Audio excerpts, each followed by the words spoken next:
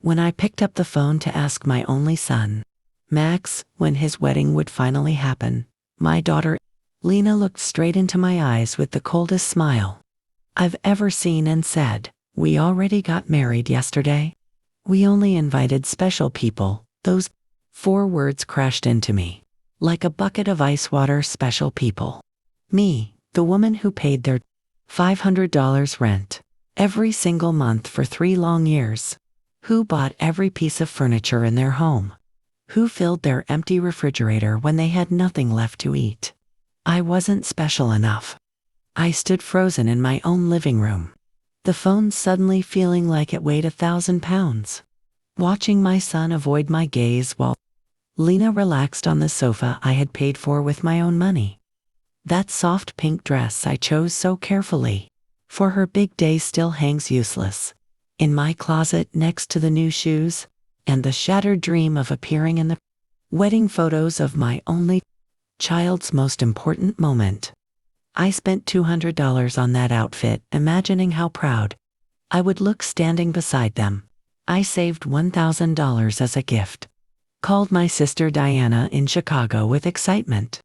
Scrubbed my entire house spotless, hoping they'd come celebrate with me afterward. And in one heartbeat, it all collapsed under those poisoned words. Only special people. Max finally mumbled something rehearsed about it being a tiny private thing. Just us and 2 witnesses, but I already knew the truth. I saw the photos flooding social media. Lena's proud parents posing with the bride and groom, her siblings raising champagne glasses, her beautiful white dress that I helped pay for with the $800 I gave her last month for personal expenses. I saw everything I was never meant to see. Exactly 7 days after that humiliation, Lena called again, her voice shaking and desperate. No longer the confident woman who had shut me out, now almost begging. "Renata, the rent is overdue. The landlord says if we don't pay this week, we're out on the street. You forgot the transfer." I stayed silent, remembering every rushed trip to the bank, every canceled plan of my own so they could have shelter, every time I ate simple meals so they could have what they wanted. And now, after excluding me from their wedding, they had the nerve to call like nothing ever happened. With a calm that surprised even me, I answered, "Lena, didn't I tell you I only help special people?" The silence on the other end was so deep I could hear my own heartbeat. For the first time in years, it was her trembling, not me. She stammered that they had always been special. That I was like a second mother. All sweet lies she only used when she needed something. The same voice that begged for wedding dress money, honeymoon cash, ring payments. Never telling me I would never witness the vows. For years I had walked on eggshells around them, measuring every word, every gift, hoping for the smallest scrap of real love for my own son. I was the perfect mother, the silent provider, the invisible mother-in-law who never complained. But those 4 words woke something cold and fierce inside me that had slept far too long.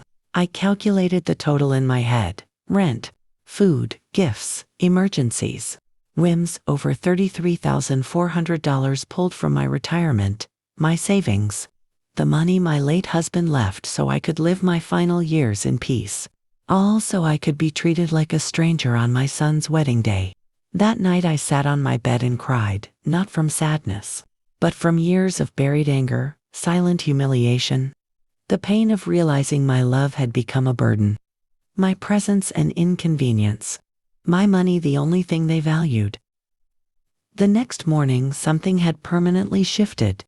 I looked in the mirror and saw the same tired eyes and wrinkles. But now there was hardness, determination.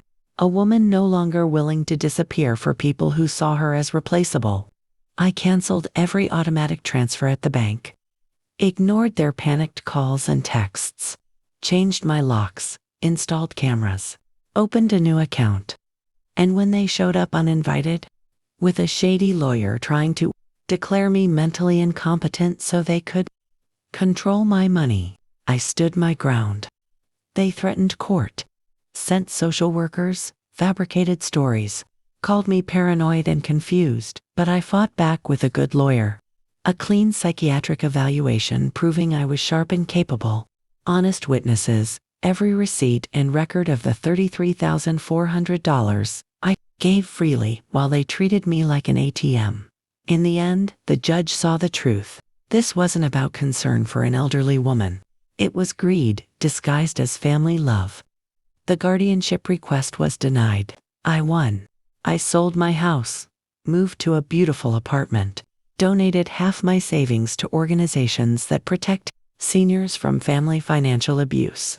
And with the rest, I finally started living traveling through Europe. Painting again. Making real friends who valued me for me, not my wallet. Max and Lena disappeared from my life. I heard through others they had to downsize and that. Lena finally got a job for the first time in years. Maybe hardship will teach them what my generosity never could. The value of honest work and real independence.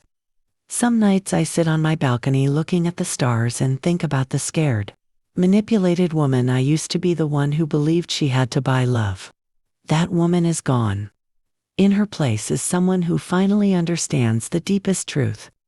Real love never comes with a price tag, and freedom is never too expensive to claim. My name is Renata. I'm 72 years old, and for the first time in my life, the most important person I protect and love is myself.